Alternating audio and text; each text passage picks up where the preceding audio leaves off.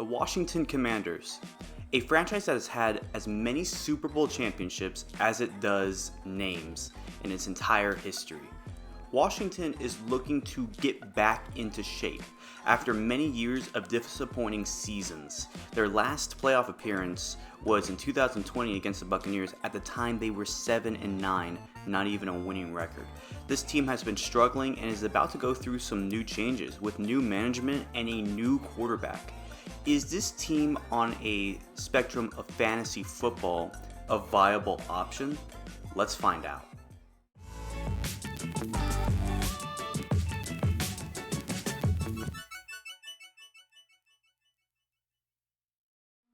Hello everyone, my name is Aaron and this is the Game Day Hour. Welcome back to the Fantasy Football Team Review. I know I've been gone for a week, I took a week off, and now I'm ready to do the NFC East, a division I'm looking very forward to doing. And in this series, we take a look at a team's quarterback, running back, wide receiver 1 and 2, tight end, and kicker, and see how they rank for fantasy football. We are looking at all 32 NFL franchises and seeing where they are with fantasy football per position. We are to determine last season's stats and see if these players are worth drafting, and if so, when and where. Today, we look at the Washington Commanders. Sam Howell, Washington Commanders quarterback. Welcome to the new age of Washington at the quarterback position. The last time I ever seen Sam Howell play a football game prior to last season against the Dallas Cowboys was when he was with North Carolina against my Notre Dame Fighting Irish, a team that almost beat us. We were having a struggling season, and Sam Howell was ripping us apart. We still ended up winning that game, but he was a very good quarterback in that game too. As far as fantasy football goes, he only played one game last season, and in that one game, he went 11 for 19 with 169 passing yards, 1 touchdown, and 1 interception. He also had 5 carries for 35 rushing yards and a touchdown on the ground, which accumulated 19 fantasy points. Again, we're going with PPR. I'm going to stop announcing whether we're going for PPR or not. We are always going for PPR. So in that one game, he played pretty impressive. Again, these are low-level stats, and it was against the Dallas Cowboys, who went on to beat the Buccaneers the first playoff series, and then to lose to San Francisco. So Washington ended their season off on a high note. So with this said, he is at charge, the quarterback position, and there's obviously some concerns there. And because of that, he is not somebody I would draft. I have to see more before he becomes a quarterback and whom I would draft. And of course, he's not ranked. He doesn't have enough stats to be ranked high. So I see Sam Howell being an undrafted quarterback. If he starts to go off in the middle of the season, he's a good free agency pickup. He will for sure be in free agency. I don't know the percentage of people who will actually pick up Howell, but I imagine it will be way below 30%. And if you want to draft Sam Howell, then you're also going to assume that Washington will have a high-powered offense, because this offense is going to run through him. And a lot of these next players that we're going to talk about are affected by Howell. So good luck to the second-year player. Brian Robinson Jr., Washington Commanders running back. Many people are hyping this guy up as a potential fantasy showout, and I do not know if I fully agree with them after seeing last season's stats, but we're going to take a look at the stats of Brian Robinson Jr. Last season, he played 12 games, and in those 12 games, he had 205 carries, which was 19th. He had 797 rushing yards, that's 29th, 2 touchdowns, that's tied for 62nd, and he only had 106 total fantasy points, that is 43rd. Now, I can see that he didn't play a lot of games, so what a full season looks like, I'm not too sure. But you also have to remember that he is sharing the backfield with Gibson. So how many touches is he truly going to get? Is he a bell cow, as some people are claiming? I don't think so. I think he shares the backfield, and that is why his stats aren't seeing record highs. And because of that, I'm going to take a look at my projections. Would I draft? I would.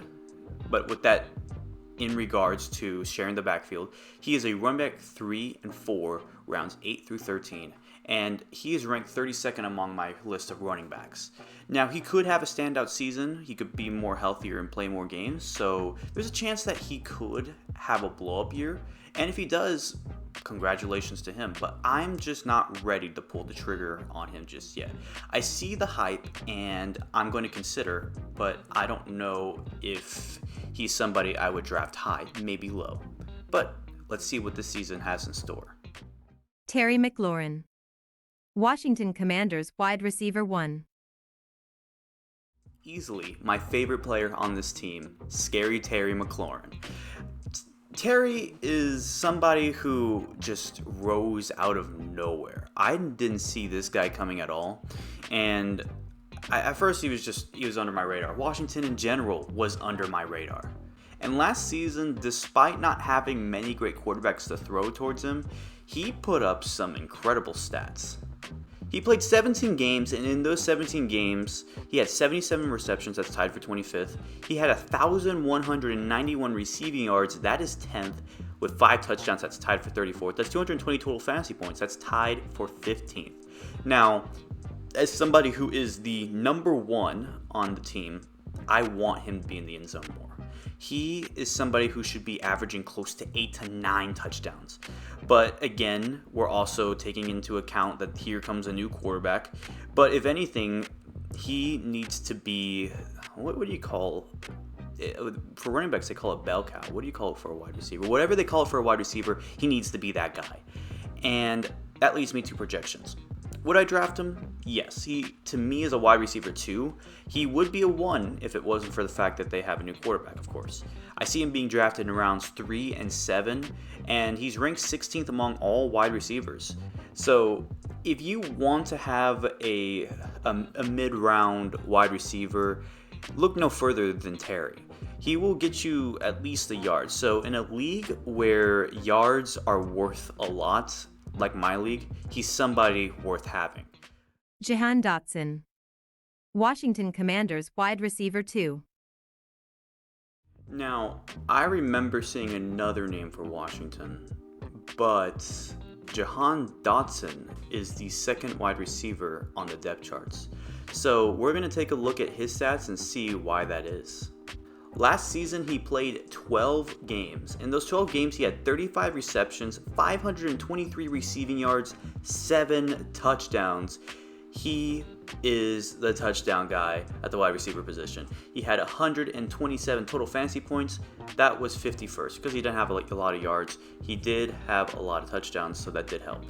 So if he is somebody who is to be an equal to Terry McLaurin and be the guy who goes on to the one-on-one situation for touchdowns, then he might be a guy we are looking for.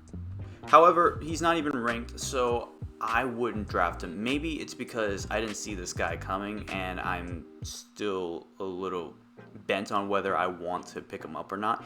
I just need more time. I need more time to analyze him, see how good he actually is, and maybe I want to see his yards reach to the 700s, maybe even the 800s. That's something Howell's going to need. If he's going to establish himself as the quarterback for Washington long time, he needs to put up more passing yards. Get this guy to 700, 800, then we'll start talking. Logan Thomas, Washington Commanders tight end. One of the more established players on this team alongside Terry McLaurin is Logan Thomas, and his stats have not looked incredible, so we're just going to take a look. He played 14 games last season with 39 receptions, that's tied for 107th, 323 receiving yards, that's tied for 140th, and he only had 1 touchdown, that's tied for 168th. That only gave him 71 total fantasy points, that's tied for 32nd among all tight ends. It's just a little bit of an issue. He needs to put up some more stats, and I would say for the sake and benefit of Sam Howell, he needs to be a security blanket for him. And if he can't be that security blanket, for his first season, Sam Howell will struggle. Because of these stats, I probably would not draft him, though I have him ranked 24th among tight ends. The reason is that it's a young core. and he can either strive or he can be underwhelming. And so I would not draft Logan as a big option. He's probably a tight end 2 to some people. I don't see him as a 1, but I see him more going undrafted than anything else. So be a little careful when it comes to drafting Thomas. Joey Sly, Washington Commanders kicker. And lastly, the kicking position is owned by former Panther Joey Sly. And one thing I want to mention about kickers is a lot of my influence on kicking depends on how often the offense can get in the field goal range or how often the offense scores. So there's going to be a little bit of ranking influence there. But let's check about his stats. He played 17 games last year, and in those 17 games, he was 25 for 30 and made and attempted. That's 83.3%, which is tied for 25th. He had 85.7% extra point percentage, that's 36th. He had a long of 58th, which is tied for 9th, and only 99 points scored. Essentially what that means is that he had a lot of chances at field goals, but not at extra points, which is not that great to see. He only had 107 total fantasy points last year. That's 26, so that's out of the top 25. But the thing is, I like Joey because I think he can make the big kicks. I think he is capable of producing much more points than just 99, and because of that, he is somebody I would probably not draft, but he is still ranked in my top 25 of kickers. He's 22nd, and again, the reason why is he may get a lot of field goal tries, but he's probably not going to get a lot of touchdowns because, again, a young offense. So a lot of this video has been centered around Sam Howell. So really the pressure is on him to get started early, to become a high-octane offense. You cannot rely on your defense to do all the scoring.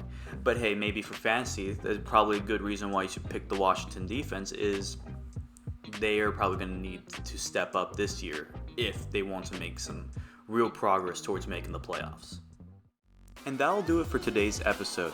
I know I said something about having an NBA Finals recap, but I'm going to scrap that idea and continue moving with the fantasy football team review. And again, I wasn't, active last week. I'm just kind of having a break. I am on vacation, so being able to upload isn't as easy as it sounds, but I hope to get all these videos, all 32 franchises down before the NFL season so that you guys can have a little bit of a cheat sheet going for you guys. And I'm going to be just moving forward with the NFC East, and I also did a little bit of a schedule change. I am going to do the Eagles as the third episode of the NFC East and the Cowboys as the last episode of the NFC East. So there's that just little minor change for you guys. I hope you guys enjoy this video. If you do, please leave a like, comment down below, and subscribe. Follow me on my Facebook page, my Twitter account, and on Instagram to see these uploads and potentially be able to interact with me. I'll be happy to interact with other people. And yeah, that should be it for today's video. Be sure you check out the next video, which is going to be the New York Giants, and I will see you guys then. So have a great day, take care, and goodbye.